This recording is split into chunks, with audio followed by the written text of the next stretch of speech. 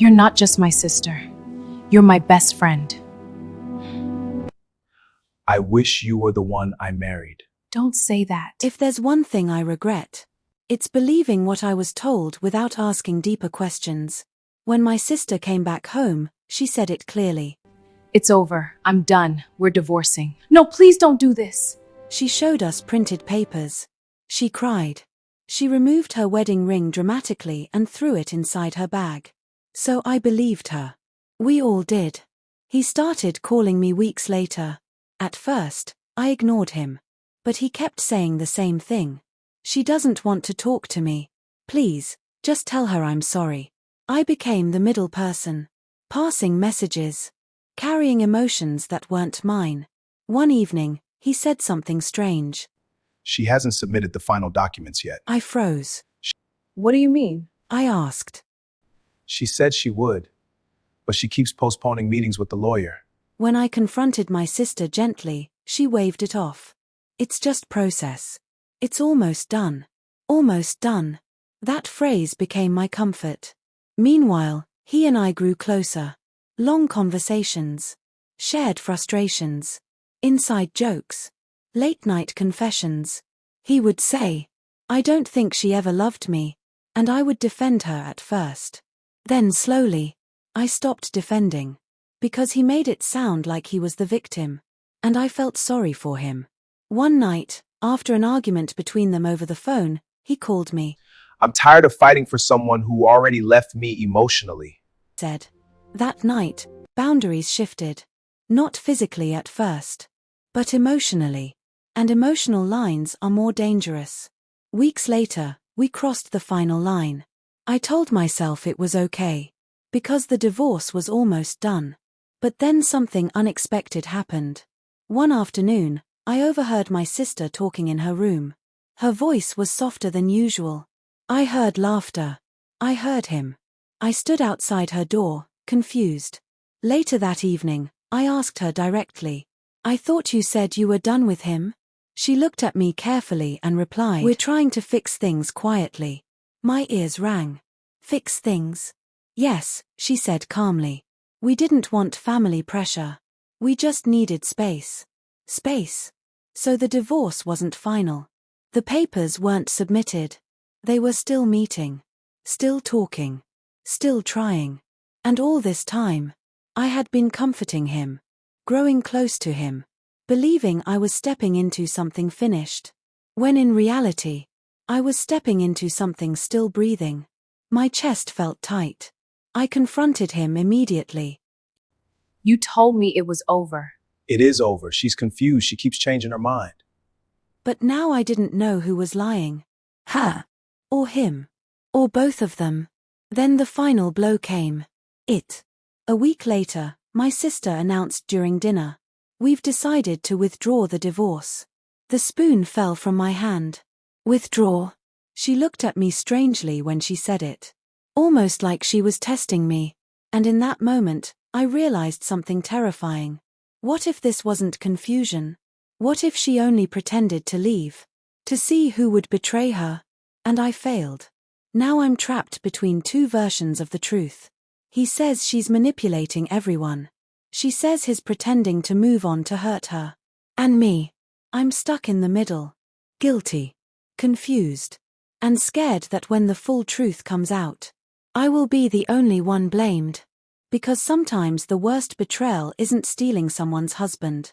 It's discovering you were used in a game you didn't even know was being played. If I tell you this story, some of you will say I'm lying. Others will say it's spiritual manipulation. But I know what I saw. Before my sister's marriage collapsed. Before the separation. Before the divorce talk. I had a dream. In that dream, I was wearing a white dress. Not exactly a wedding gown. But white. And I was standing beside him. He held my hand. And people were clapping. I woke up confused and shaken. At that time, he was happily married to my sister. So I rebuked it. I prayed against it. I even fasted. Because how can you dream of your sister's husband like that? I buried it. Months later, their marriage started shaking. Arguments became public. Phone calls turned into shouting matches. Then one Sunday, something happened that changed everything. During service, the pastor was praying over people one by one. When he got to me, he paused. He placed his hand on my head and said, "Your husband is closer than you think." I laughed nervously. Everyone laughed. It sounded like a normal prophecy, but my heart beat faster. Closer than you think. At that time, I wasn't in any serious relationship, so I assumed it meant someone from church. Then the separation happened. My sister moved back home. He started calling me to check on the children. And every time I heard his voice, that dream came back. White dress. Clapping. His hand in mine. I tried to fight it. I avoided him. Reduced communication. But somehow, we kept reconnecting. One evening, he said something that froze me. I don't know why, but I feel peaceful talking to you. Peaceful. The same word the pastor used when he prayed for me weeks later. Your marriage will bring you peace. I didn't tell anyone about the prophecy. Not my sister. Not my parents. Not even him. But in my mind, everything started aligning. The dream. The separation. The prophecy. The growing closeness. Was this destiny, or was I twisting signs to justify forbidden feelings? When we finally crossed the line and started seeing each other secretly, I convinced myself. God cannot show me something he didn't plan. That sentence became my defense. Until the day my sister found out. She didn't shout. She looked at me and asked one question. Did you pray for my marriage to fail? That question broke something inside me. Because even though I never prayed for her failure, I had prayed for my own dream to make sense. When the family heard about the prophecy, things got worse. My aunt accused me of visiting prophets secretly. My mother said I was using church talk to cover sin. Even he started looking uncomfortable when I mentioned destiny. Let's not involve God in this, he said carefully. That statement scared me. Because if this wasn't destiny, then what was it? Desire? Loneliness? Temptation? Now I lie awake some nights wondering, did God really speak? Or did my heart hear what it wanted to hear? Because sometimes we call it prophecy, when it might just be permission we gave ourselves. The worst part of this story isn't that I fell in love with my sister's ex. It's that I promised her I wouldn't. The night she moved out of his house, she cried on my lap like a child. I feel stupid. I gave him everything. You will be fine, and I swear I will never speak to him again. She looked at me and said, "Promise?" And I said yes. I meant it at that time. I really did. But 2 weeks later, he sent me a message. I know you don't want to talk to me. I just need to explain my side. I ignored it. Then he sent another. Please. I feel like everyone has judged me without hearing me. That sentence softened me. Because I have always been the type who listens to both sides. So I replied. Just once. Or so I thought. Our conversations started as arguments. I would defend my sister. He would defend himself. Then gradually, the tone changed. He started telling me things I didn't know about their marriage. Secrets. Private arguments. Financial stress. Things my sister never mentioned. And slowly, doubt entered my heart. What if the story wasn't one-sided? What if she also made mistakes? I didn't realize I was crossing emotional boundaries. Until the day he sent. I wish you were the one I married. Don't say that. I should have blocked him. Instead, I typed. Don't say that. But I didn't stop talking to him. That was my first betrayal. The second one was worse. We started texting every day. Voice notes. Late-night calls. Laughter. And one evening, he sent a message that made my heart race. I miss you. Not my sister. Me. And instead of correcting him, I replied with a heart emoji. That was the moment I broke my promise completely. But secrets don't stay secret forever. One afternoon, my sister came into my room unexpectedly. My phone was on the bed. Unlocked. And his message popped up at the wrong time. Last night was beautiful. I can't stop thinking about you. The silence that followed felt dangerous. She picked up my phone. Scrolled. Scrolled. Scrolled. Each message digging deeper than the last. Her hands started shaking. "You promised me," she said quietly. I tried to explain. "It's not what you think." Before I could finish, she slapped me. You're not just my sister. You're my best friend. Not hard, but enough to wake me up. That word hurt more than the slap. Best friend. And I had betrayed both roles. She didn't stop there. She took screenshots. Sent them to our parents. Sent them to our family group chat. Within hours, everyone knew. Aunties started calling. Cousins whispering. My mother cried. My father refused to look at me. And him. He went silent. He didn't defend me publicly. He didn't claim me. He didn't stand up for me.